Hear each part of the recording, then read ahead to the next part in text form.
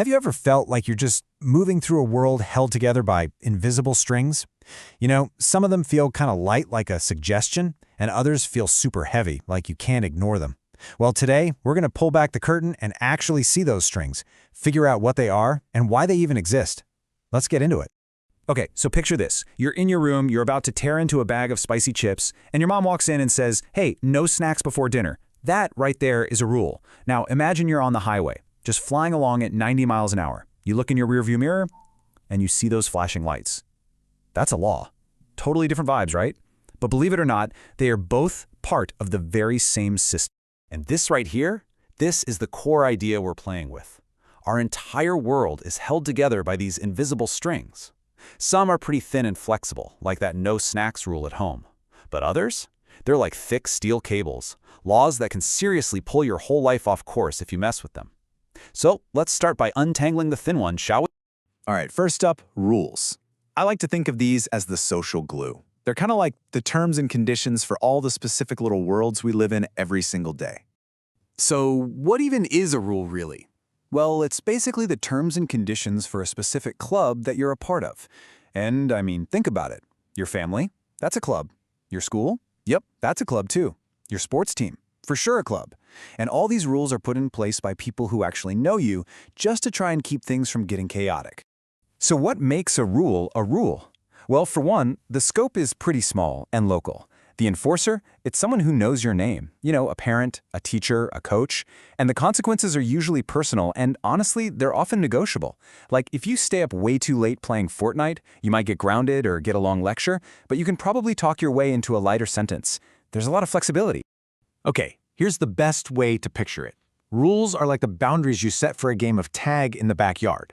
They are absolutely crucial while you're playing the game, inside that yard.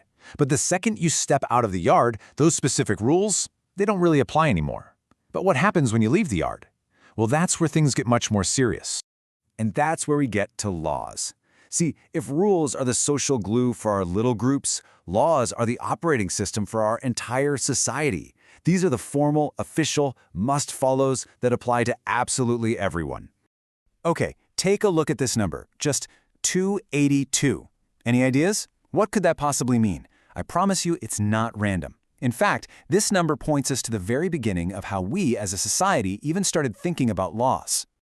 That number, 282, is the number of laws that King Hammurabi of ancient Mesopotamia had carved into a giant stone pillar way back around 1754 BC. And this was a huge deal. Before this, justice was often just whatever the strongest person decided it was.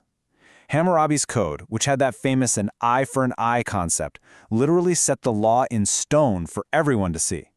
For the very first time, the idea was that justice wasn't personal. It was supposed to be impartial. So what's a law?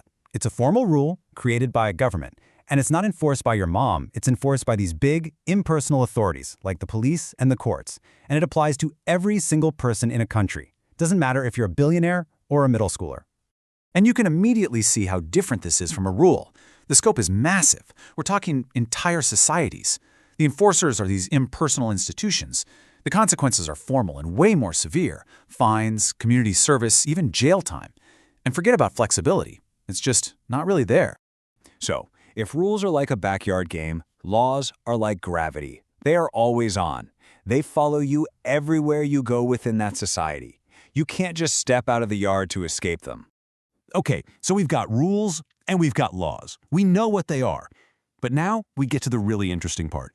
What happens when your own conscience, your own sense of right and wrong, collides with the code you're supposed to follow?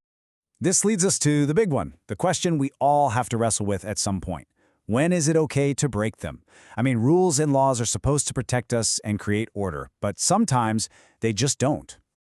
Let's start with rules. Breaking a rule can actually be a sign of growth. Seriously, think about it. Maybe there's a rule at school about not talking during lunch, but you see a new kid sitting all alone looking miserable.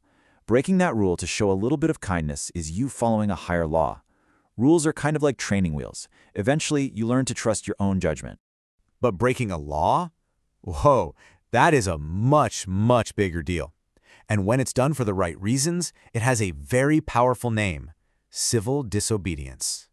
You just have to think about someone like Rosa Parks. Back in 1955, the law in Montgomery, Alabama was deeply unjust. It said she had to give up her bus seat because of the color of her skin.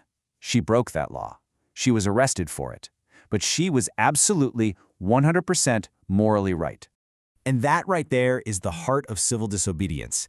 It's this idea that you sometimes have a moral obligation to break a law that you know is wrong, but, and this is the crucial part, you also have to accept the consequences. You're not breaking the law to get away with something, you're breaking it and taking the punishment to inspire change.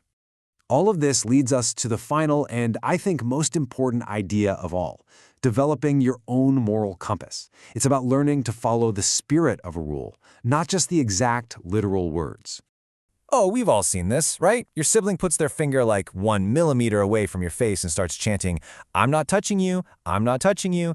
They're following the letter of the no-touching rule, but they are completely violating its spirit, which is, hey, stop annoying your sibling. Understanding that difference? That's everything. Now, one framework for building this moral compass, which comes from our source material, is a spiritual one. It suggests that all good rules and all just laws can be tested against these two core principles: love God and love your neighbor as you love yourself. From this point of view, if a rule or a law forces you to violate one of those principles, then something is deeply wrong with that rule or law. This idea is sometimes called having a high view of conscience. And what it means is that at the end of the day, your conscience, that inner voice that tells you what's right and wrong, is the one place where no outside authority, not a government, not even a parent, has the final say. That's your territory, yours alone. So what's the big takeaway from all this? It's pretty simple. Rules are there to keep your personal, micro world from going totally crazy. Laws are there to keep our macro world, all of society, from collapsing into disaster. And your superpower in navigating all of it is discernment, that ability to know when a rule is helping and when a law is hurting.